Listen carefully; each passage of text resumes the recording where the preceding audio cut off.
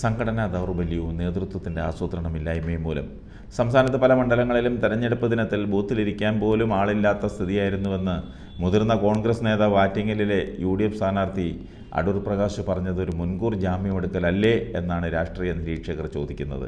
തെരഞ്ഞെടുപ്പ് മുൻപ് പാർട്ടി പുനഃസംഘടന നടത്തിയതോടെ എല്ലാം താറുമാറായെന്നും കൗമുദി TV-യിലെ പ്രതിവാര അഭിമുഖ പരിപാടിയായ സ്ട്രെയിറ്റ് ലൈനിൽ സംസാരിക്കവേ അടൂർ പ്രകാശ് പറഞ്ഞു. സംഘടനാ പുനഃസംഘടന തെരഞ്ഞെടുപ്പിന് ശേഷം നടത്തിയിരുന്നെങ്കിൽ കോൺഗ്രസിൻ്റെ സ്ഥിതി ഇതിലും മെച്ചമായിരുന്നേനെ. സ്ഥാനാർത്ഥികളുടെ നിശ്ചയദാർഢ്യവും പ്രവർത്തനവുമാണ് 20-ൽ 20 സീറ്റും ലഭിക്കുമെന്ന് പറയാനുള്ള സാഹചര്യം സൃഷ്ടിച്ചത്. ആറ്റിങ്ങലിൽ ഇരട്ട വോട്ടും മറ്റും തടയാൻ ഹൈക്കോടതിയിൽ പോയതിനാൽ ബൂത്തുകളിൽ വെബ്കാസ്റ്റിങ്ങിന് ഹൈക്കോടതി ഉത്തരവിട്ടിരുന്നു. എന്നാൽ നിങ്ങളുടെ ആളുകളില്ലാത്ത ബൂത്തുകളിൽ ഞങ്ങൾ വേണ്ടത് ചെയ്തിട്ടുണ്ടെന്ന് തന്നോട് അടുപ്പമുള്ള CPM-ലെ ചിലർ വോട്ടെടുപ്പ് കഴിഞ്ഞപ്പോൾ പറഞ്ഞതായി അടൂർ പ്രകാശ് ചൂണ്ടിക്കാട്ടി.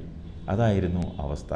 KPCCക്ക് പരാതി നൽകിയോ എന്ന ചോദ്യത്തിന് പരാതി കൊടുത്താൽ ആരാണ് കേൾക്കുന്നതെന്നും അതുകൊണ്ട് കാര്യമില്ലെന്നുമായിരുന്നു അടൂർ പ്രകാശിൻ്റെ മറുപടി. കഴിഞ്ഞ തെരഞ്ഞെടുപ്പിൽ ആറ്റിങ്ങലിൽ മത്സരിക്കാൻ വരുമ്പോൾ ആദ്യം വിജയപ്രതീക്ഷ ഉണ്ടായിരുന്നില്ല. എന്നാൽ പ്രവർത്തകരുടെ ആവേശം കണ്ടപ്പോൾ ജയിക്കുമെന്ന് ഉറപ്പായി.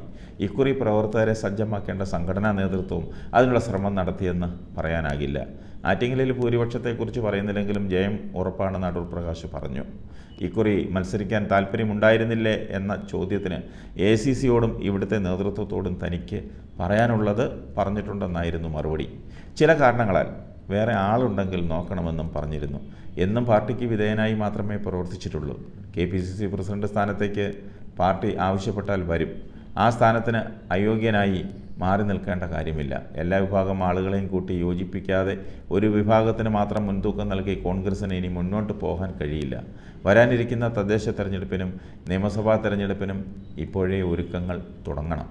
അതനുസരിച്ച് സംഘടനാ നേതൃത്വം സജ്ജമാക്കണമെന്നും അടൂർ പ്രകാശ് പറഞ്ഞു. അടൂർ പ്രകാശ് പറഞ്ഞതിൽ ഒരു തെറ്റും കാണുന്നില്ല.